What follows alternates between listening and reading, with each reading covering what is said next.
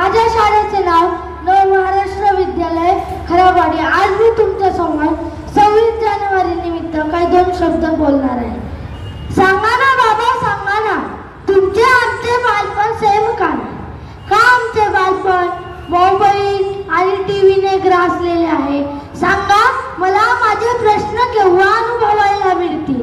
हे मागच्या काळची लोक म्हणत होते, पण या काळची लोक मैदानातील खेळ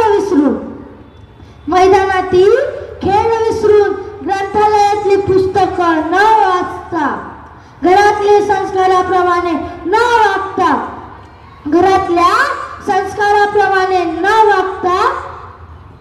सकाळी उठल्यापासून ते रात्री झोपेपर्यंत मोबाईल मध्ये मेसेज आणि चॅटिंग करत बसतात। अशा वेळी शिवाजी, संभाजी, तानाजी सारख्या ऐतिहासिक लोकांची गोष्ट सांगणारी युवा पिढी आता 3G, 4G, PUBG सारख्या गेममुळे आपला जीव गमावून बसले आहे। शूर आम्ही, सरदार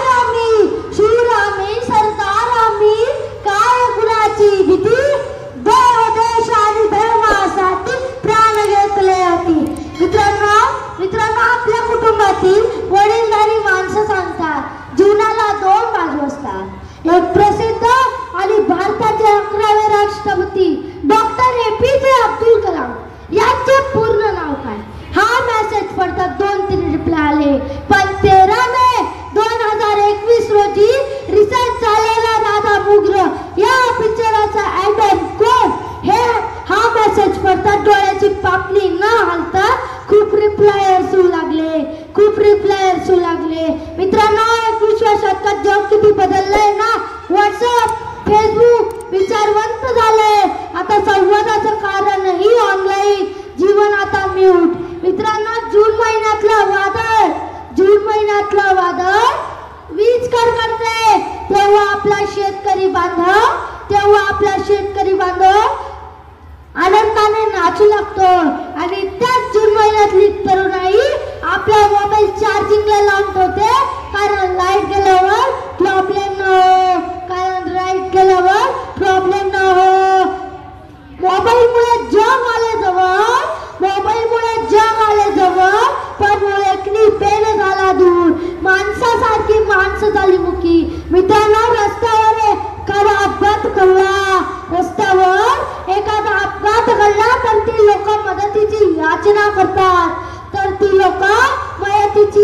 करतात, पण आजकालची युवा पिढी आपापल्या मोबाईल मध्ये व्हिडिओ काढत बसण्यात व्यस्त असते।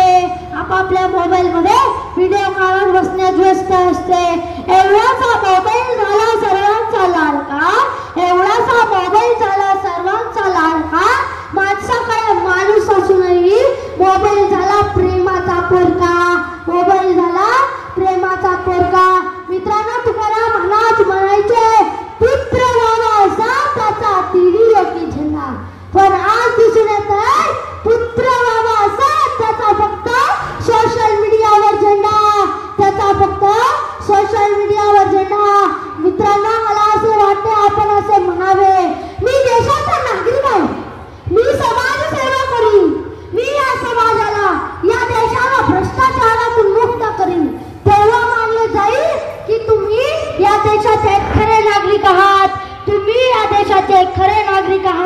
मित्रांनो, भारत सारख्या देशात 24 तास मोबाईलचा वापर करताना दिसतो। रशिया या देशात फक्त 4 तास मोबाईलचा वापर करताना दिसतो, आणि जपान या देशात फक्त 45 मिनिटं वापर करताना दिसतो। मित्रांनो, मी तुमच्यासमोर एक प्रश्न मांडतोय, सोशल मीडिया तरुणाईला आदरते का तरुणाई सोशल मीडियाला आदरते? हा एक प्रश्न निर्माण झालाय। मित्रांनो, एक